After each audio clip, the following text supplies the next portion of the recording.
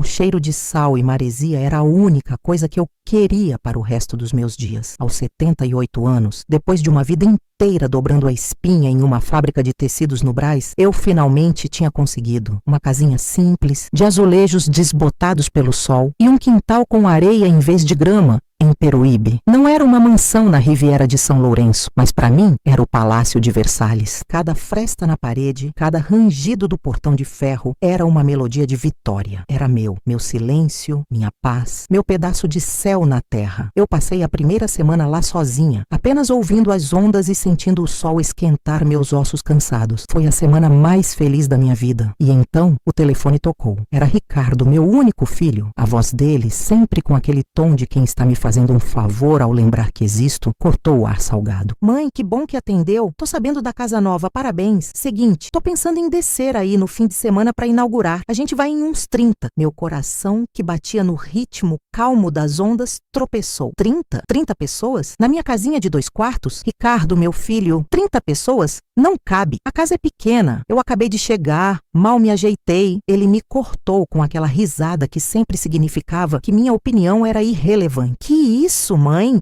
Jeitinho brasileiro. A gente se aperta, dorme em colchão no chão, na rede. É festa, relaxa. A gente leva a bebida e a carne. Só prepara a casa aí pra gente. Chegamos no sábado de manhã. Ele desligou antes que eu pudesse protestar. Fiquei parada, com o telefone mudo na mão, olhando para o mar. Aquele mar que era meu refúgio, de repente, parecia ameaçador, trazendo uma maré de desrespeito que eu conhecia muito bem. Uma vida inteira de relaxa, mãe, enquanto eu juntava os cacos das irresponsabilidades dele. Desde o carrinho de rolimã que ele quebrou e eu paguei, até a faculdade que ele largou e eu tive que quitar a dívida. Sempre eu, sempre cedendo. Mas ali, naquele meu pedaço de paraíso conquistado com suor e lágrimas, algo dentro de mim instalou. Uma veia que eu não sabia que existia, endurecida por décadas de subserviência, pulsou com uma fúria fria e calma. Eles chegaram no sábado. Não era uma visita, era uma invasão. Carros com som alto tocando um funk que fazia minhas paredes tremerem. E não eram 30 amigos, eram estranhos, jovens com olhares vazios, trazendo coolers e mais coolers de cerveja barata. Ricardo me deu um beijo estalado na bochecha e disse: "Viu, mãe? Deu tudo certo. Agora pode ir lá pro seu quartinho, deixa que a gente cuida de tudo." Foi quando ouvi uma das meninas de short minúsculo e um copo na mão perguntando pra outra: "Quanto você pagou pra entrar?" A outra respondeu: R$50. A festa do Rick sempre bomba. Meu sangue gelou. Ele não estava apenas invadindo minha casa, ele estava lucrando com ela, vendendo ingressos para uma festa clandestina no meu santuário. A semente da vingança, plantada no telefonema, germinou instantaneamente, transformando-se em uma árvore de espinhos venenosos. Eu sorri, o sorriso mais doce e frágil que uma avó de 78 anos poderia oferecer. "Claro, meu filho, a casa é sua também. Divirtam-se." Fui para o meu quarto, tranquei a porta e comecei a trabalhar. Eu conhecia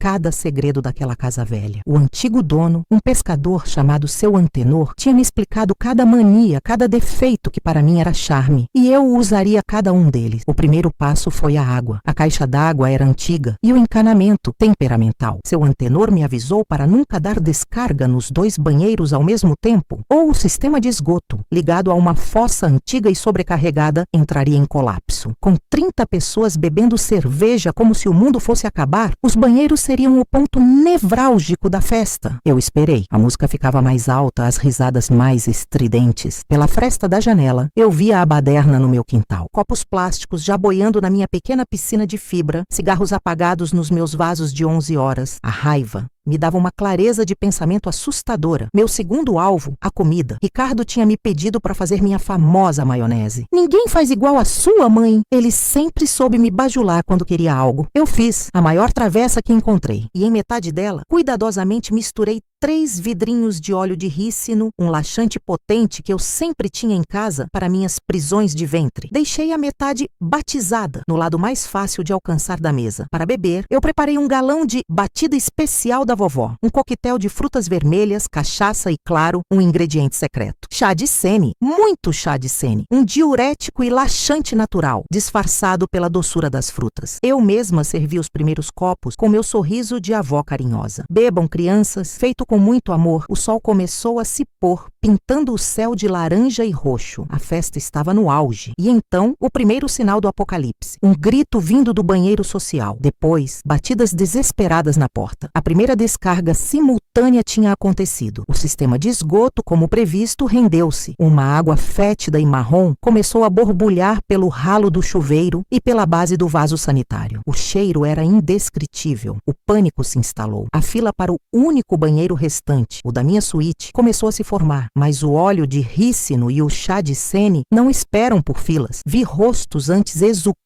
se contorcerem em caretas de dor e urgência. Alguns correram para trás da casa, para o mato que cercava o terreno. Outros, menos afortunados, não chegaram tão longe. O meu quintal, o palco da festa, tornou-se um campo de batalha gastrointestinal. A humilhação era palpável. Foi nesse momento que executei a terceira fase. A casa, sendo antiga, tinha um quadro de luz arcaico. Seu antenor me mostrou qual disjuntor controlava as tomadas externas, onde o equipamento de som estava ligado. Com a ponta de um cabo de vassoura, alcancei o quadro de luz no alto da parede da cozinha e, com um movimento seco, desliguei o disjuntor. A música morreu abruptamente. O silêncio que se seguiu foi preenchido apenas por gemidos de dor, o som de pessoas vomitando nos meus canteiros e o cheiro nauseante que emanava do banheiro entupido. Foi a sinfonia da minha vingança. A festa acabou. As pessoas fugiam como ratos de um navio afundando, segurando suas barrigas, amaldiçoando a comida, a bebida, a casa. Deixaram para trás um cenário de devastação. Meu quintal estava destruído. Minha casa imunda. Ricardo veio até mim, o rosto pálido de fúria e vergonha. Mãe, o que aconteceu? Que vergonha! A comida estragou, o banheiro entupiu. Que casa velha é essa que você comprou? Eu o encarei. O meu sorriso doce tinha desaparecido, substituído por uma expressão fria como o aço. Aconteceu, Ricardo, que esta casa velha tem regras e ela não gosta de ser desrespeitada. Assim como a dona dela. Ele ficou sem palavras. Pela primeira vez na vida, ele me viu, não a mãe submissa, não a velha frágil, mas a mulher que, para proteger seu sonho, estava disposta a transformar o paraíso em inferno. Ele e os poucos amigos que sobraram passaram a noite limpando. Eu os observei da minha cadeira de balanço na varanda, sem mover um músculo para ajudar. O cheiro de desinfetante e fracasso se misturava ao cheiro do mar. No dia seguinte, eles foram embora em silêncio. A casa estava um caos. Cheirava-te a produtos de limpeza e a um ressentimento profundo. Levei dias para limpar tudo, para esfregar cada vestígio daquela violação. E enquanto eu limpava, uma tristeza me atingiu. A casa, meu sonho imaculado, agora carregava a cicatriz da minha vingança. Eu a defendi, sim. Recuperei meu poder, minha dignidade. Mas para isso, precisei destruir um pedaço do meu próprio paraíso. Olhei para o mar, agora calmo novamente. A vingança me libertou da tirania do meu filho, mas me aprisionou em uma nova solidão. A solidão de quem sabe a que ponto a escuridão pode chegar para proteger a luz. E eu não tinha certeza se o preço pago pela paz não havia sido alto demais. A brisa do mar trouxe o cheiro de sal, mas para mim, agora ele sempre teria um leve odor de esgoto e de uma vitória amarga. Mas antes de eu continuar essa história que vocês precisam ouvir, me façam um favor, apertem esse botãozinho de curtir aí embaixo. Vocês sabem como é, né? Uma mulher da minha idade precisa de todo o carinho que conseguir. E se vocês gostam dessas histórias que a vida ensina, se inscrevam no canal. Prometo que sempre terei uma história para contar e vocês sempre terão uma cadeira na minha mesa. Os dias que se seguiram foram de um silêncio denso, pesado. A casa, agora esterilizada, parecia grande demais para mim. Cada cômodo ecoava a ausência, não só do meu filho e da sua horda, mas da alegria ingênua que eu senti quando comprei este lugar. Eu passava horas na varanda, na minha cadeira de balanço que rangia como uma velha queixosa, olhando o mar. As ondas vinham e iam indiferentes. A natureza não guarda rancor. Nós, humanos, somos os especialistas nisso. O telefone tocou no quarto dia. Eu sabia que era ele. Deixei tocar umas 10 vezes o som som estridente rasgando a paz que eu tentava reconstruir. Finalmente atendi. O silêncio do outro lado durou alguns segundos. Um silêncio carregado de fúria contida. Mãe? A voz de Ricardo era um fio de navalha. Eu não disse nada. Você enlouqueceu? Você tem noção do que você fez? A voz dele subiu de tom, a indignação vazando por cada sílaba. Eu tinha um negócio, mãe. Um negócio. Aquelas pessoas pagaram. Você me humilhou na frente de todo mundo. Acabou com a minha reputação. Reputação? Que palavra curiosa na boca dele. Que reputação, Ricardo? Minha voz saiu calma, nivelada. Uma planície diante da sua tempestade. A de um homem que usa a casa da própria mãe, o sonho dela, para ganhar dinheiro sujo e depois a deixa para limpar a sua imundície. Houve um som de engasgo do outro lado. Isso não é da sua conta. Eu ia te dar uma parte. Você sempre foi assim, estragando tudo. Sempre dramática. Sempre se fazendo de vítima. Eu sorri. Um sorriso que ninguém viu. Um sorriso que doeu nos cantos da minha boca. Vítima. Eu fui a vítima por 78 anos. Agora eu era outra coisa. A sua bagunça está em sacos de lixo na calçada, Ricardo. Seus amigos deixaram algumas coisas para trás. Roupas, um celular. Pode vir buscar quando quiser. Apenas me avise antes para que eu não esteja em casa. E desliguei. Meu coração batia como um tambor de guerra. Não era euforia. Era o tremor do pós-batalha. A adrenalina de finalmente ter erguido a minha própria bandeira no meu território. Nos dias seguintes, o telefone tocou mais. Eram minhas sobrinhas, minhas primas, os porta-vozes da família. A notícia, distorcida pela versão de Ricardo, havia se espalhado como fogo em mato seco. Tia, o Ricardo me ligou. Disse que a senhora surtou, que estragou as coisas dele de propósito. Eu ouvia pacientemente e para cada uma delas, eu respondia a mesma coisa. Ele te contou que transformou minha casa num chiqueiro para 30 desconhecidos e me deixou para limpar o vômito deles do meu tapete novo? O silêncio que se seguia era a minha resposta. A fofoca familiar é uma via de mão dupla. A minha versão da história mais crua e real começou a circular também. Uma manhã, enquanto eu regava os hibiscos que teimavam em florir apesar de tudo, minha vizinha, Dona Cida, uma caiçara de pele curtida pelo sol e olhos que já viram muitas marés, parou no seu portão. Ela me observou por um tempo. Depois disse, com sua voz rouca: "A molecada foi embora, né, Dona Hermínia?" Eu assenti. Foram. Ela cuspiu de lado, um gesto antigo. Eu vi a muvuca daqui. Parecia o carnaval de Ilha Comprida em janeiro. Fizeram bem em botar ordem na casa. Tem gente que só aprende quando a gente mostra que o coqueiro também dá coco duro na cabeça. Eu ri pela primeira vez em semanas. Um riso genuíno. Naquela troca simples, senti uma pontada de pertencimento. Um reconhecimento silencioso de que minha batalha não havia sido invisível. Naquela tarde, decidi enfrentar o passado de frente. Abri uma caixa de fotos antigas que eu havia trazido de São Paulo, fotos que eu evitava. E lá estava ele, Ricardo, com 5 anos, na praia de Itanhaém, sujando o calção novo de areia e sorvete. Eu me lembrava daquele dia. Ele chorou porque o sorvete caiu e eu, em vez de dizer que a culpa era dele por correr, corri para comprar outro, deixando minha própria água de coco esquentando no sol. Lá estava ele, com 15 anos, exigindo as chaves do meu carro. Um Voyage antigo que eu cuidava como uma relíquia. "Mas é só para ir ali na casa do Beto, mãe. Para de ser careta." Eu cedi, mesmo com o coração na mão. Ele voltou de madrugada, com o para-choque arranhado e cheirando a cerveja. Eu paguei o conserto em 3 vezes e nunca mencionei o assunto para não traumatizá-lo. Foto após foto, a mesma história se repetia. A minha subserviência, o meu medo de não ser amada, alimentando o monstro do egoísmo dele. Eu não era uma vítima. Eu havia sido uma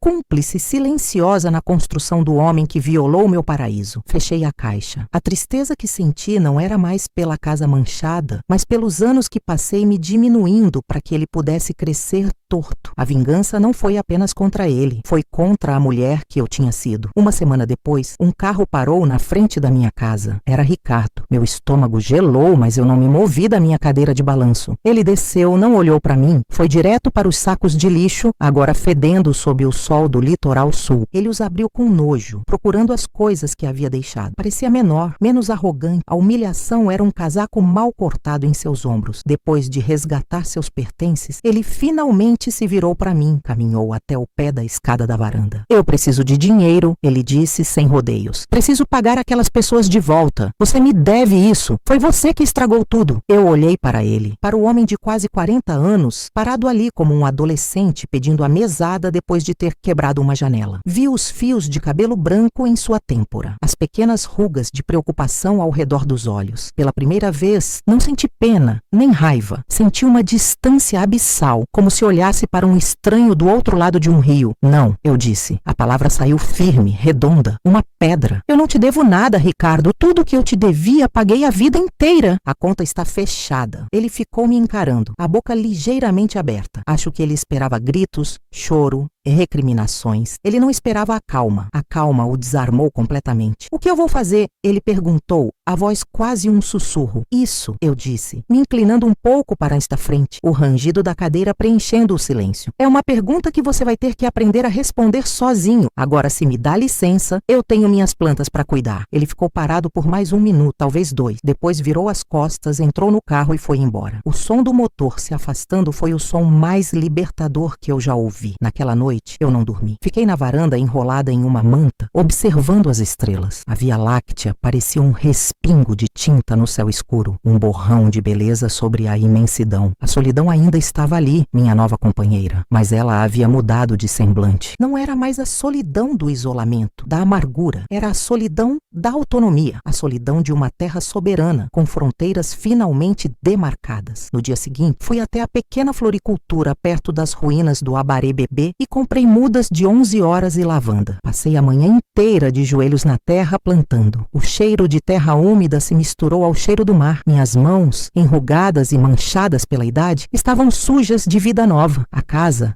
ainda tinha suas cicatrizes. Havia uma mancha de vinho no rejunte da cozinha que, por mais que eu esfregasse, não saía completamente. Era um lembrete de que paraísos não são lugares que se encontram, mas lugares que se defendem, mesmo que a primeira batalha seja contra si mesma. Olhei para o mar. A brisa ainda trazia o cheiro de sal. O odor de esgoto e vitória amarga havia se dissipado, ou talvez eu apenas tivesse me acostumado a ele como a gente se acostuma com as próprias cicatrizes. Ele agora era apenas parte da paisagem, parte da minha história, a história de como eu precisei queimar uma parte do meu jardim para salvar a raiz. E ali, sozinha, com as mãos cheias de terra, eu finalmente encontrei a paz. Não uma paz imaculada e perfeita, mas uma paz real, conquistada. Uma paz com cheiro de maresia e de terra recém-plantada. Aquela paz, no entanto, tinha a durabilidade de uma bolha de sabão. O telefone tocou, vibrando no bolso do meu avental sujo de terra. Era o Ricardo. Atendi com a voz ainda mansa, o coração tranquilo. Oi, meu filho. A resposta dele veio como um trovão sem chuva, um anúncio seco e egoísta que envenenou o ar salgado. E aí, véia, beleza? Seguinte, tô subindo pra ir com uma galera, umas 30 pessoas, pra curtir o finde. A gente chega amanhã de tarde. Ele não perguntou, ele avisou. 30 pessoas. A imagem que se formou na minha cabeça foi a de uma manada de búfalos, atravessando meu canteiro recém-plantado de 11 horas, meu paraíso conquistado, meu pequeno pedaço de chão defendido, prestes a ser invadido e profanado. Senti o gosto de cinzas na boca. O cheiro de terra úmida foi substituído por uma acidez que subia pela garganta. 30 pessoas na minha casa, na casa que comprei com o dinheiro de uma vida inteira de trabalho, de economias que ele, Ricardo, nunca soube o que era ter que fazer. Filho, mas 30 pessoas? A casa é pequena, não tem como. Comecei, mas ele me cortou. Relaxa, mãe, a gente se vira. É só um rolê. A galera tá animada pra conhecer a casa nova da mamãe. Já até combinei com o DJ. DJ? A palavra ecoou na minha mente. Aquilo não era uma visita, era um evento, uma apropriação. Ele estava alugando meu sonho, meu refúgio para estranhos, transformando minha paz em sua festa lucrativa. A raiva que senti foi uma coisa fria e pesada. Não foi um fogo que queima rápido, mas um gelo que se expandiu devagar pelas minhas veias, congelando qualquer resquício de afeto materno. Desliguei o telefone. Olhei para minhas mãos. As mesmas mãos que haviam plantado vida naquela manhã agora coçavam para arquitetar a destruição. Lembrei do corretor, um caiçara falante de Peruíbe, me avisando sobre a fossa da casa. Olha, dona Hermínia, essa fossa aqui é antiga, viu? Coisa para 2, 3 pessoas no máximo. Se juntar muita gente, ela não aguenta o tranco. Volta tudo pelo ralo. Na hora, anotei mentalmente como um problema a ser resolvido. Agora, a informação brilhava em minha mente como uma promessa, uma solução. Lembrei também da caixa d'água, do acesso fácil pelo telhado dos fundos e do saco de cal que eu havia comprado para a pintura do muro. A brisa do mar trouxe um arrepio, não de frio, mas de antecipação. Ricardo sempre me viu como uma velhinha frágil, uma figura decorativa em sua vida, útil apenas para fornecer um teto ou um prato de comida. Ele nunca enxergou a mulher que precisou queimar o próprio jardim para salvar a raiz. Ele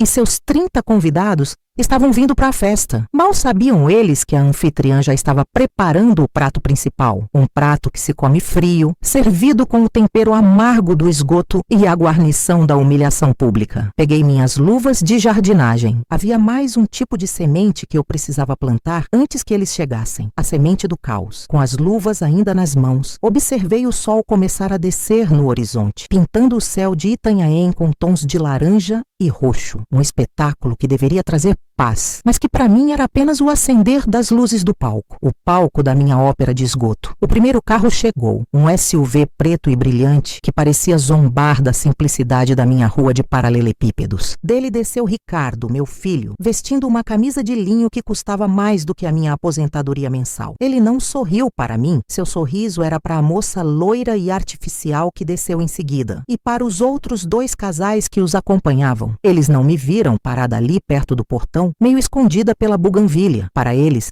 eu era parte da paisagem, como uma palmeira ou um poste. Mãe! Ele finalmente gritou sem se aproximar. A gente vai entrando, tá? O pessoal tá chegando. Deixei a chave na sua cozinha. Pega lá para abrir o portão da garagem para eles. Ele não pediu. Ordenou. Eu não era a dona. Era a zeladora. Assenti com a cabeça. Um gesto lento, estudado. A velhinha dócil. Entrei em casa, peguei a chave e enquanto caminhava para o portão, meu olhar se fixou nos canos expostos que corriam pela parede do quintal. Canos velhos, ressecados pelo sol e pela maresia. Frágeis, como eu. Ou melhor, como eles pensavam que eu era. Os carros começaram a chegar em fila. Eram tantos que a rua estreita ficou bloqueada. Carros de luxo, música alta vazando pelas janelas, gente jovem, bonita e barulhenta, traziam caixas térmicas cheias de bebidas importadas, sacolas de petiscos gourmet e uma arrogância que parecia flutuar no ar salgado. Ricardo os recebia com abraços e risadas apontando para casa. Fiquem à vontade, a casa é nossa! Nossa! A palavra ecoou na minha cabeça, amarga como fel, enquanto eles se instalavam, espalhando suas coisas pelos meus móveis recém-comprados. Eu me movi pelos cantos, uma sombra silenciosa. Minha primeira tarefa era simples. Fui até o banheiro social, o que ficava mais perto da sala. Com a desculpa de verificar o papel higiênico, tranquei a porta. Peguei um rolo novinho, grosso, de folha dupla e desenrolei-o quase inteiro, empurrando a massa de papel para dentro do vaso sanitário. Dei a descarga. A água subiu perigosamente antes de descer com um borbulho lento e agourento. Perfeito. O primeiro nó na traqueia do monstro. Em seguida, a cozinha. Eles haviam tomado conta. Uma das moças, de biquíni minúsculo e óculos de sol na cabeça, mesmo já sendo noite, estava tentando fazer caipirinhas. Ai, cadê o gelo? Ela reclamou. Ricardo respondeu de longe. A véia deve ter feito. Vê no freezer aí, Gabi. A véia era eu. Fui até a geladeira com meu melhor sorriso trêmulo. Aqui, querida, eu fiz bastante. Entreguei as formas de gelo. O que eles não sabiam é que a água que usei para aquele gelo tinha uma dose generosa de sal. Não o suficiente para ser óbvio no primeiro gole, mas o bastante para deixar um gosto residual estranho, para estragar o sabor do limão e da cachaça cara, para deixá-los com mais sede, uma pequena maldade, um aperitivo. Meu grande ato, no entanto, exigia mais coragem. Esperei o som da música eletrônica ficar insuportavelmente alto, o que não demorou. A casa já pulsava com a batida grave e as risadas estridentes cobriam qualquer outro ruído. Era a minha deixa. Saí pelos fundos, como um ladrão na minha própria casa. O telhado de brasilite da edícula era baixo, como o pedreiro me avisara. A escada de madeira velha estava exatamente onde eu a deixara. Subir foi um esforço. Meus joelhos protestaram. Meus braços tremeram. Cada degrau era um lembrete dos meus 78 anos. Mas a raiva é um combustível potente. Ela rejuvenesce. Lá em cima, a brisa do mar era mais forte. A caixa d'água de plástico azul estava ali, como uma promessa silenciosa. Abri a tampa com dificuldade. O saco de cal estava escondido atrás dela. Rasguei a boca do saco com os dentes, sentindo o pó fino e branco sujar meu rosto. Não hesitei. Despejei metade do conteúdo na água. O pó se dissolveu numa nuvem leitosa, turvando a água limpa. A outra metade guardei para o grande finale. Fechei a tampa e desci, o coração batendo forte não pelo esforço, mas pela excitação sombria do que estava por vir. Lavei as mãos e o rosto na torneira do jardim, a única que não era alimentada pela caixa. Estava pronta. Voltei para a festa. para a festa para o meu papel de figurante. Uma das moças me parou. Dona Hermínia, que amor a senhora! Fez salgadinhos? Ela apontava para uma travessa de mini coxinhas que eu havia comprado congeladas e apenas fritado. Sorri. Comam à vontade, crianças. Eles atacaram a travessa como piranhas. Eu observava, calculando. A gordura da fritura, as bebidas, o sal sutil no gelo, tudo trabalhando em conjunto. Uma orquestra de desconforto gástrico se preparando para o seu primeiro movimento. Passou 1 hora. A festa estava no auge. Gente dançando na minha sala, molhando meu piso novo. Casais se beijando nos cantos do meu jardim. O cheiro de cigarro e perfume caro misturado ao da maresia. Foi quando ouvi o primeiro sinal. Nossa! Essa água do chuveiro tá esquisita, disse um rapaz de cabelo descolorido, saindo do banheiro do meu quarto com uma toalha na cintura. Parece que tem areia, deixou minha pele toda pinicando. Sua namorada riu. É água do mar, seu besta. Relaxa. Eu sabia que não era areia. Era o cal começando a fazer seu trabalho. Uma carícia abrasiva nos corpos perfeitos e bronzeados. Logo depois, a Gabi da caipirinha reclamou que a bebida estava com gosto de água de piscina. Ricardo, já meio alto, mandou ela parar de frescura e beber. Ele estava ocupado demais sendo o rei do seu castelo de areia, exibindo uma propriedade que não era sua, uma conquista que ele não fez por merecer. O segundo movimento da minha sinfonia começou no banheiro social. Alguém deu a descarga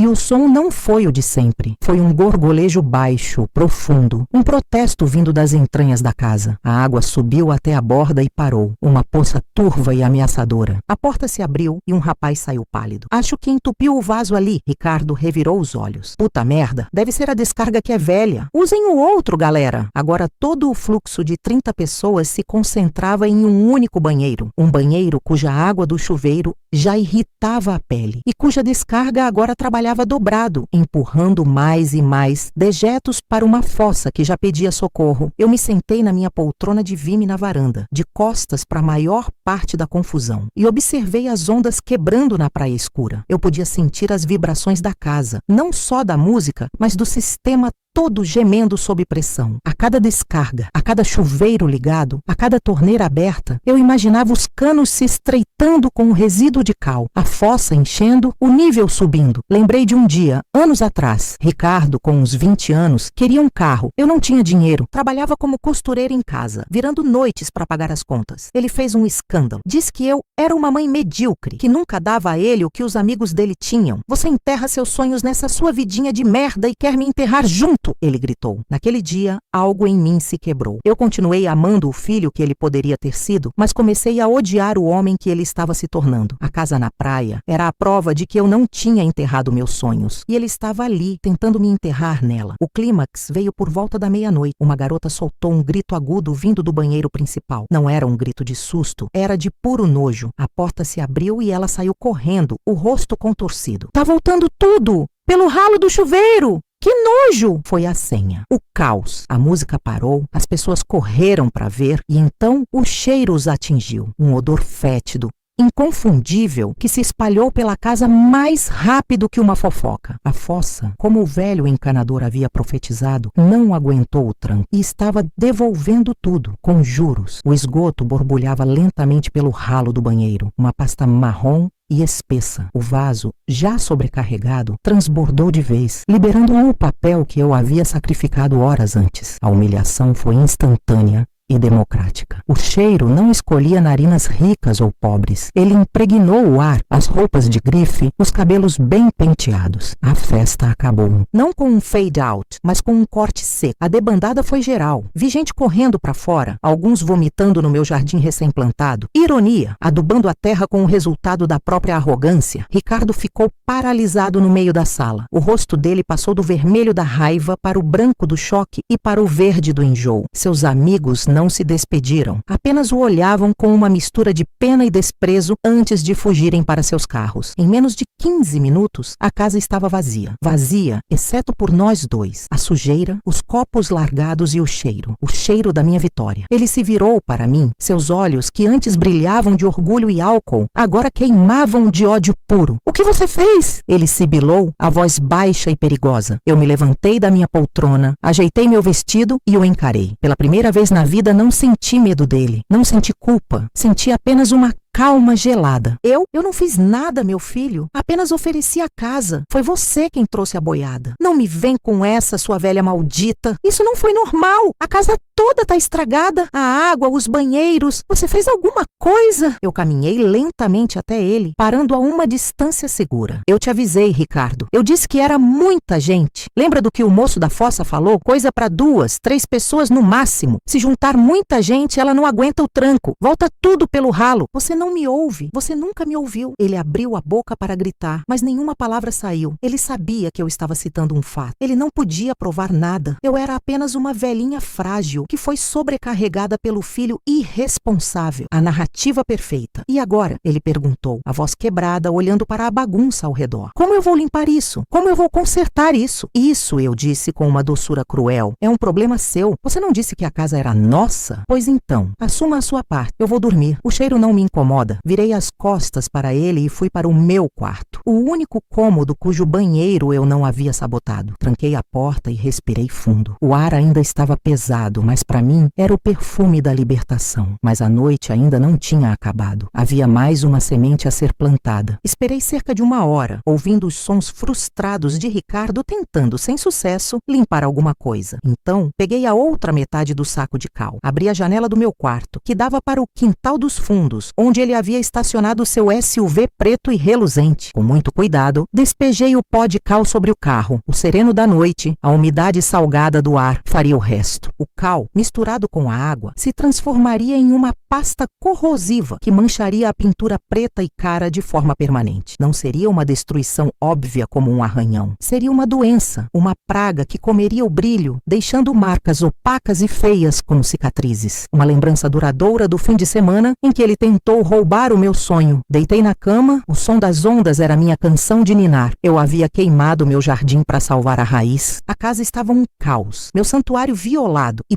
parcialmente destruído por minhas próprias mãos. O conserto custaria caro, em dinheiro e em trabalho, mas olhando para o teto do meu quarto, eu sorri. A paz de espírito não tem preço. Ricardo aprendeu da pior maneira possível que a água que bate na proa de um navio de luxo também pode apodrecer a madeira de um cais antigo e que velhinhas frágeis, quando encurraladas, não apenas mordem, elas envenenam o poço, salgam a terra e fazem o inimigo se afogar na própria sujeira. Eu finalmente havia plantado algo naquele terreno. Não flores, nem temperos. Plantei um limite e o adubo foi a humilhação do meu próprio filho. Uma colheita amarga, mas meu Deus, como foi satisfatória. Eu dormiria muito bem esta noite. O sono de fato veio profundo e sem sonhos. Um mergulho em um poço escuro e silencioso, o primeiro em muitos anos. Acordei não com o sol, que ainda hesitava em nascer, mas com a ausência de peso. O fardo que eu carregava há décadas, o fardo de ser a mãe de Ricardo, de tentar amoldar argila seca em algo que se parecesse com um homem, havia se esvaído. Fiquei deitada por um longo momento, ouvindo o mar sussurrar do lado de fora, sentindo a brisa salgada infiltrar-se pelas frestas da janela. O ar cheirava a maresia e a pó, o cheiro da minha liberdade recém-conquistada. Levantei-me e meus pés descalços tocaram o chão frio e empoeirado. O primeiro vislumbre da sala de estar à luz pálida da aurora poderia ter me chocado, mas não o fez. Era uma paisagem de batalha depois da retirada do inimigo. A poltrona de veludo verde,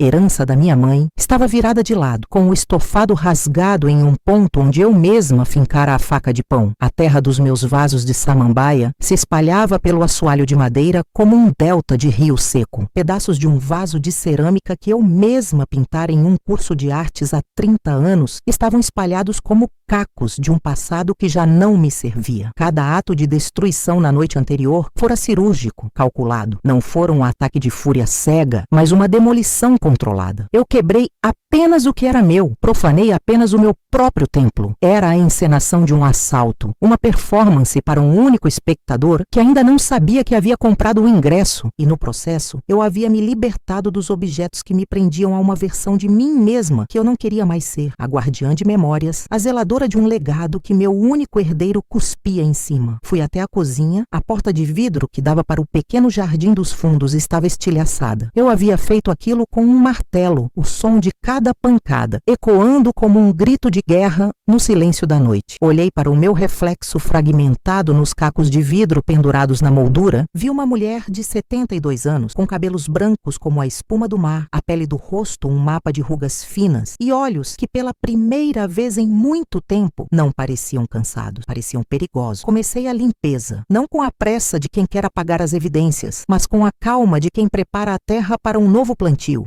Juntei os cacos maiores do vaso, um por um, e os coloquei em um saco de lixo grosso. Cada pedaço era uma lembrança. Naquele vaso, eu cultivara orquídeas raras que o pai de Ricardo me trazia de suas viagens. Ricardo sempre as achou um desperdício de espaço. Plantas não pagam contas, mãe, ele dizia, com aquele sorriso condescendente que fazia meu estômago revirar. Agora, os cacos eram apenas cacos. O poder sentimental que eles continham havia sido pulverizado junto com a cerâmica. Enquanto varria a terra seca do chão, a memória do fim de semana me assaltou, não como um trauma, mas como a revisão de um plano de batalha bem-sucedido. Ricardo chegou na sexta-feira, seu carro preto brilhando sob o sol como um besouro arrogante. Ele não me visitava há quase um ano. O abraço foi frouxo, os beijos estalados no ar, perto das minhas bochechas. Ele trouxe uma caixa de bombons caros, o tipo que ele sabia que meu diabetes não permitia. Um presente que era, em si, uma ofensa. Mãezinha, você está ótima. Ele mentiu, seus olhos percorrendo a casa, não para ver como eu estava, mas para avaliar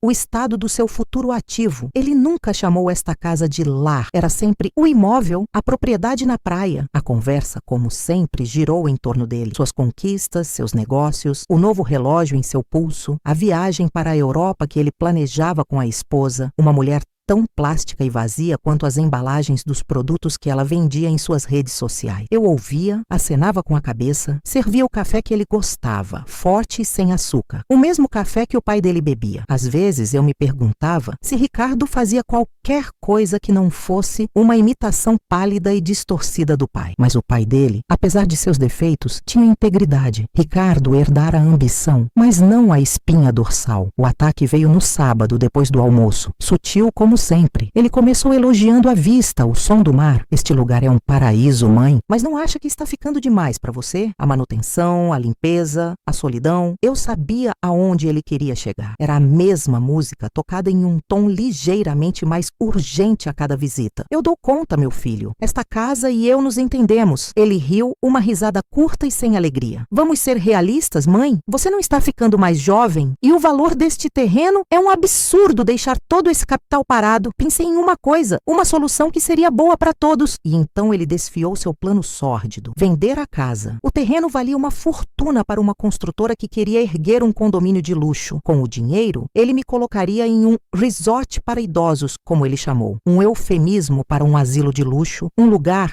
onde eu seria cuidada por estranhos pagos, enquanto ele torrava a herança do pai dele, a minha casa, em seus investimentos de risco e em seu estilo de vida insustentável. Você teria piscina, atividades, médicos 24 horas. Não precisaria se preocupar com mais nada, ele disse, os olhos brilhando com a ganância. Ele não estava me oferecendo conforto, estava me sentenciando a uma prisão dourada. Estava me dizendo, em outras palavras, que minha vida como indivíduo autônomo havia acabado e que agora eu era apenas um problema a ser administrado. Ele tentou roubar meu sonho. Este lugar não era apenas um imóvel, era o santuário que eu e meu falecido marido, Roberto, construímos com nossas próprias mãos. Cada tábua do assoalho, cada azulejo da cozinha, cada roseira no jardim tinha uma história. Foi aqui que criamos Ricardo, onde ele deu os primeiros passos, onde aprendeu a nadar. Foi aqui que eu me despedi de Roberto, segurando sua mão enquanto ele olhava o mar pela última vez da janela do nosso quarto. Esta casa não era feita de tijolos e argamassa, era feita de vida,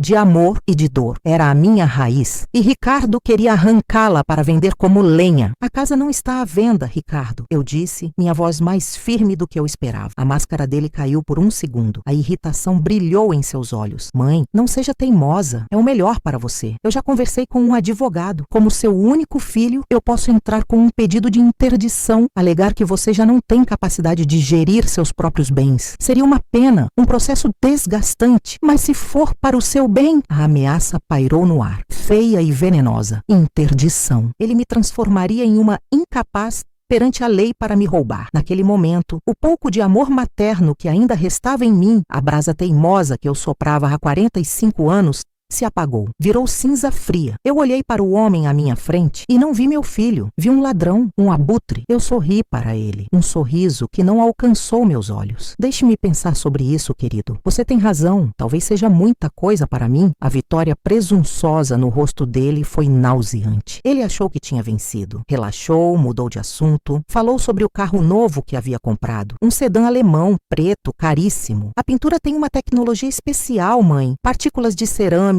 repele a sujeira, um brilho que nunca acaba. Ele passou o resto da tarde falando sobre o carro, sobre o status que ele conferia. Ele amava mais aquele objeto inanimado do que a mulher que o colocou no mundo. E foi aí que a ideia, a semente da minha vingança, brotou. Naquela noite, enquanto ele dormia o sono dos justos, ou melhor, dos gananciosos, eu fui à garagem. Eu tinha guardado um pequeno frasco de fluido de freio, que sobrou da última vez que o mecânico veio consertar meu carro antigo. Eu sabia o que aquilo fazia com a pintura automotiva. Não era instantâneo, era uma corrosão lenta e insidiosa. Despejei o conteúdo do frasco em um pano macio e, com um cuidado quase maternal, passei-o por todo o capô, pelo teto e pela porta do motorista do carro de Ricardo. O líquido era quase invisível na escuridão, sem cheiro forte. Era o veneno perfeito, silencioso, paciente, letal para o verniz. Depois voltei para dentro e comecei a demolição controlada da minha própria casa. Cada objeto que eu quebrava, cada rasgo que eu fazia era um grito silencioso. Era eu dizendo: você quer destruir meu mundo? Veja como eu mesma o faço. Veja como eu não tenho medo de queimar tudo para proteger o que importa. Eu estava criando a cena do crime, que justificaria a minha futura intransigência. Quando Ricardo voltasse, ele encontraria uma mãe traumatizada, uma casa violada. Como ele poderia então insistir em me tirar daqui? Seria de uma crueldade monstruosa. Eu estava usando a própria arma dele, a minha suposta fragilidade, contra ele. Terminei de varrer a sala e comecei a juntar os cacos de vidro da porta dos fundos. O sol já estava mais alto, aquecendo minhas costas. Eu me sentia exausta, mas era um cansaço bom. O cansaço de um trabalho bem feito. Fiz um café forte para mim e me sentei na varanda, olhando para o mar. As ondas quebravam na areia com uma regularidade reconfortante. O mundo continuava, indiferente ao meu pequeno drama, à minha guerra particular. Eu sabia que ele voltaria. Ele não era do tipo que deixava pontas soltas. Ele ligaria, e quando eu não atendesse, pois eu havia arrancado o fio do telefone da parede e desligado o celular, ele viria pessoalmente, talvez hoje mesmo, para dar o golpe final, para me pressionar a assinar os papéis que o advogado dele já devia ter preparado. Ele chegaria preocupado, talvez até fingindo pânico, e encontraria o cenário que eu havia montado. A espera não foi longa. Por volta das 10 da manhã, ouvi o som familiar do motor potente se aproximando. Meu coração não acelerou. Senti uma calma gélida se instalar em minhas veias. Continuei sentada na minha cadeira de balanço, uma xícara de café nas mãos, como se nada no mundo estivesse fora do lugar. O carro preto parou em frente à casa. O brilho ainda estava lá, intocado. A doença ainda não havia se manifestado. Ricardo desceu, o celular na orelha, gesticulando com impaciência. Ele me viu na varanda e seu rosto se contorceu em uma expressão de irritação. Ele desligou o telefone e marchou na minha direção. Mãe, por que você não atende a porcaria do telefone? Eu estou te ligando desde as 8. Pensei que você tinha caído, batido a cabeça, sei lá. A preocupação em sua voz era tão falsa que chegava a ser insultuosa. Eu tomei um gole do meu café. O telefone deve estar com problema, querido. E o celular descarregou. Ele parou no primeiro degrau da varanda, as mãos na cintura. Problema? Você precisa ser mais responsável, mãe. Eu tenho coisas a fazer, não posso ficar passando o dia preocupado com você. Não se preocupe, então, eu disse, minha voz suave como seda. Ele bufou, pronto para começar o sermão, mas então seu olhar passou por mim e focou na porta da frente, que eu deixara entreaberta. Ele viu a poltrona virada, um vislumbre do caos. Lá dentro, a expressão dele mudou. A irritação deu lugar à confusão e depois a um alarme genuíno.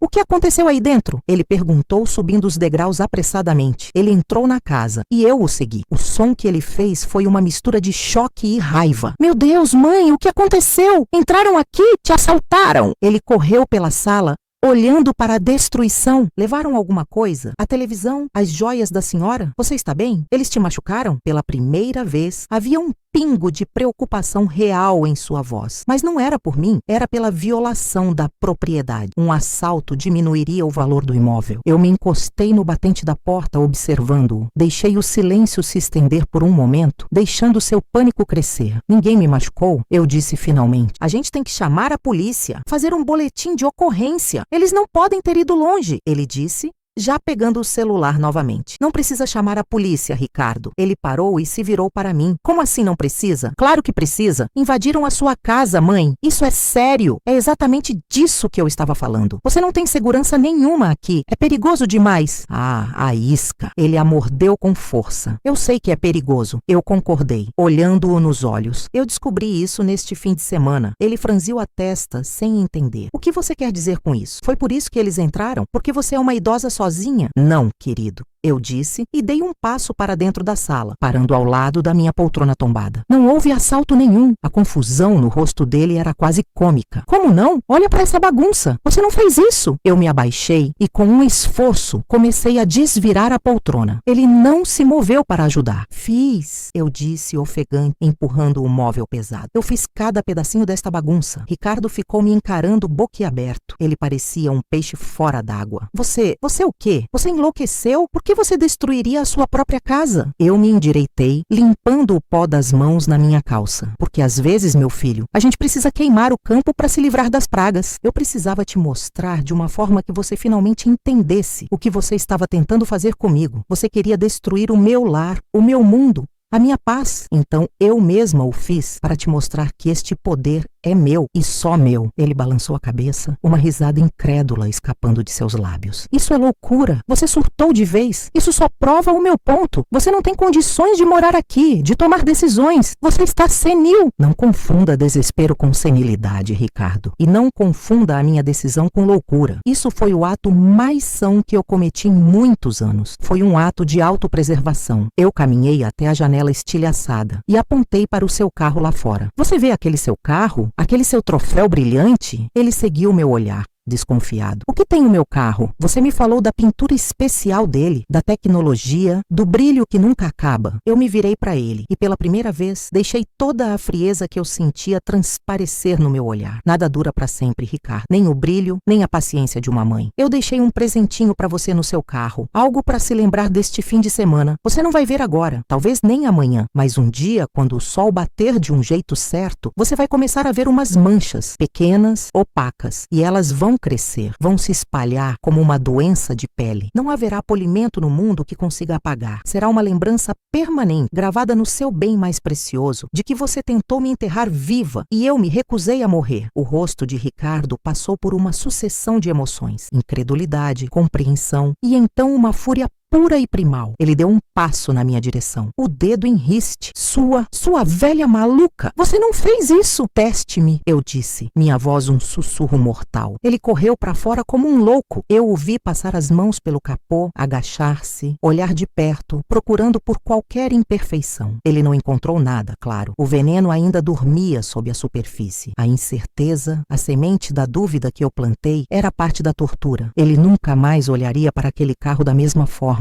Cada raio de sol seria uma ameaça, cada pequena marca de poeira, o início da praga. Ele voltou para dentro, o rosto vermelho de ódio. Você vai pagar por isso. Eu juro que você vai pagar por isso. Eu vou te internar num hospício. Eu vou te interditar e você vai apodrecer lá dentro. Tente. Eu o desafiei. Leve seu caso ao juiz. Conte a ele que sua mãe idosa, em perfeito juízo, se recusa a ser roubada pelo próprio filho. Conte a ele que, em resposta à sua ameaça de interdição, ela quebrou os próprios vasos e rasgou a própria poltrona. E depois, conte a ele que você está mais preocupado com a pintura do seu carro de luxo do que com o bem-estar dela. Vamos ver quem o juiz vai achar que é o louco da história. Ele ficou sem palavras. O checkmate. Ele sabia que eu estava certa. A imagem que ele cultivava, a do filho dedicado cuidando da mãe idosa, se despedaçaria. A minha encenação de vítima era a minha armadura. A casa destruída era a minha testemunha. Saia da minha casa, Ricardo, eu disse, a voz baixa, mas carregada de um peso irremovível. Ele me olhou com um ódio que eu nunca tinha visto antes. Era o ódio de quem foi derrotado, de quem foi desmascarado. Não havia mais filho e mãe naquela sala, apenas dois inimigos. Isso não acabou, ele sibilou. Para mim acabou, eu respondi. Você não é mais bem-vindo aqui. A sua herança você já recebeu. É uma pintura manchada. E a certeza de que a porta desta casa está fechada para você para sempre. Ele me lançou um último olhar venenoso e saiu, batendo a porta com uma força que fez os cacos de vidro restantes na janela dos fundos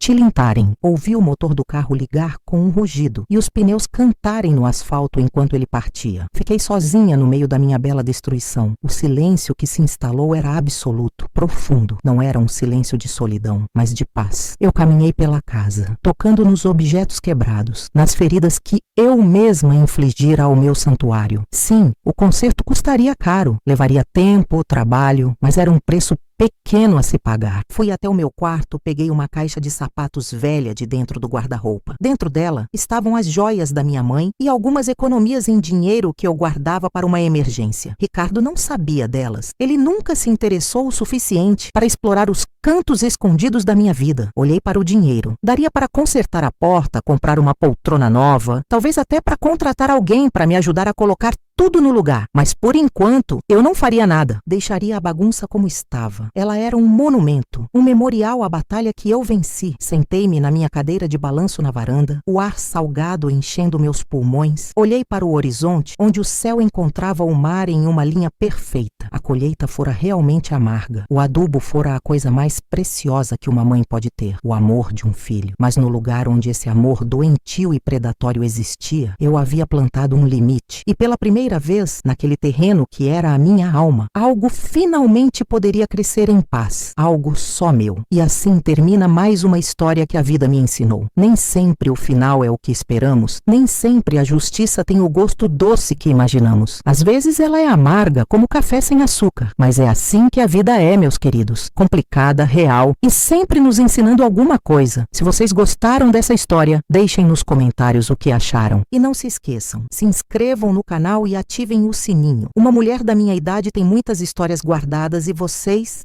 merecem ouvir todas elas. Até a próxima e que Deus os abençoe.